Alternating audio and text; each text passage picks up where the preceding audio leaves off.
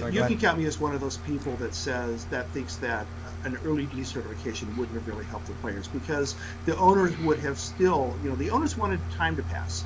The owners wanted to put the players back on their heels, and the way to do that is to get them closer and closer to missing paychecks. So if the lawsuit had happened earlier, there would have been a lot of delays in litigation. The owners' responses to it at a certain time.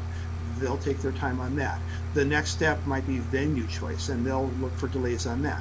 Then comes consolidation of the lawsuit, various other things. I don't think it would have gone any faster in the courts, even if they had litigated and decertified in July.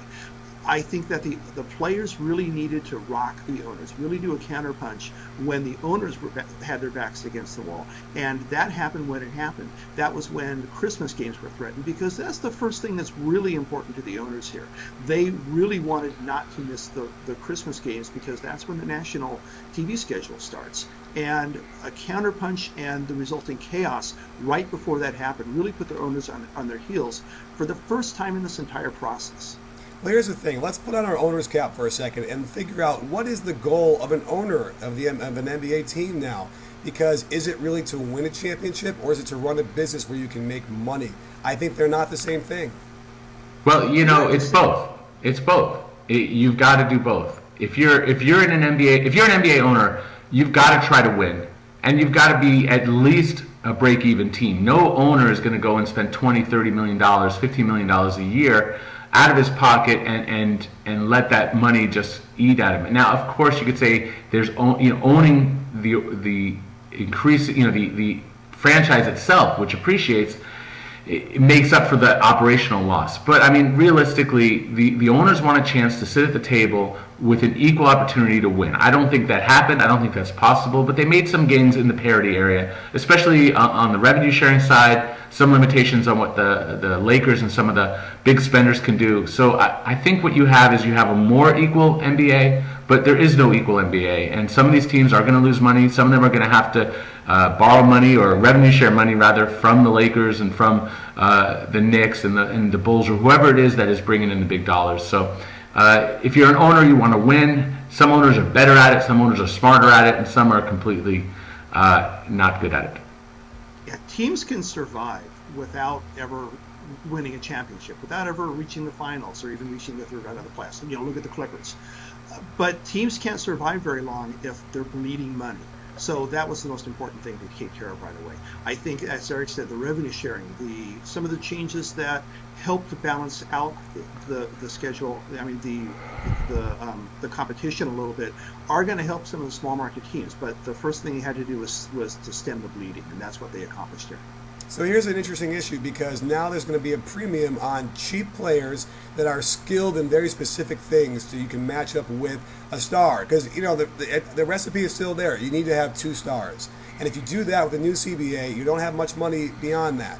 So my take on it from a coach's standpoint is that all the more important to have a coach that has a definitive system that you can plug in. And I use someone like Bill Walsh in this example, because every year they would plug in somebody else who became an all-star because the system was so clear.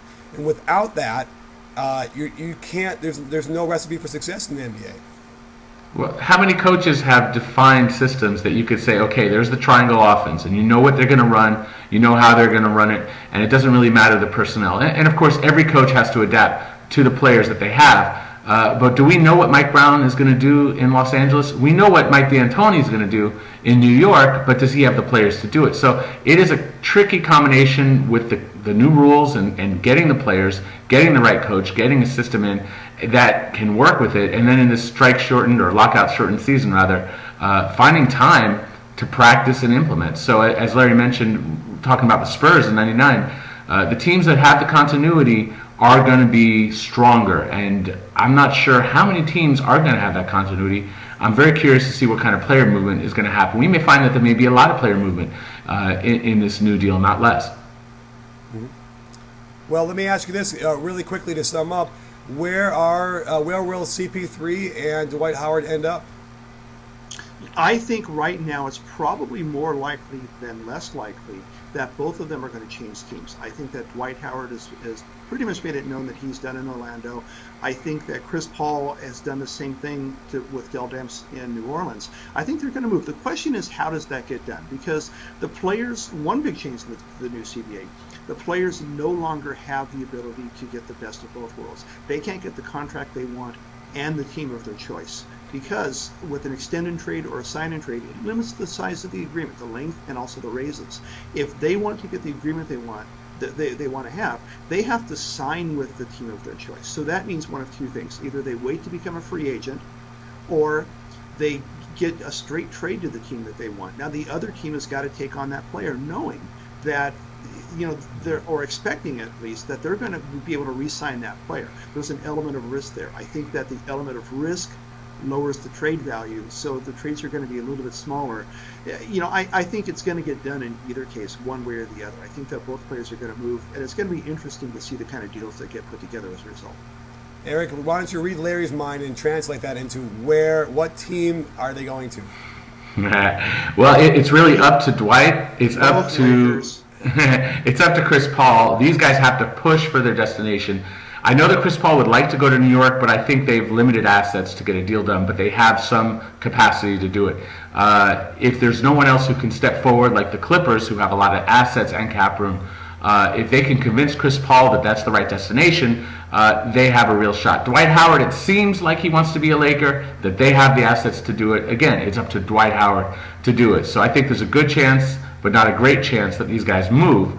There's a less of a chance that they get to those specific destinations, but where they seem to want to go is New York for Paul and the Lakers for Howard. And as far as Darren Williams, one other name, my understanding is that the Nets believe, even though he won't sign an extension, that they will be able to keep him long term, so they are not looking to deal him.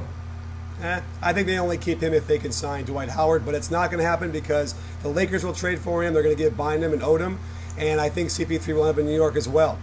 Well, thanks for joining us, everybody, for our latest installment of Give and Go. As always, a spirited debate between us and the NBA. Thank you for joining us, and stay tuned for our next one.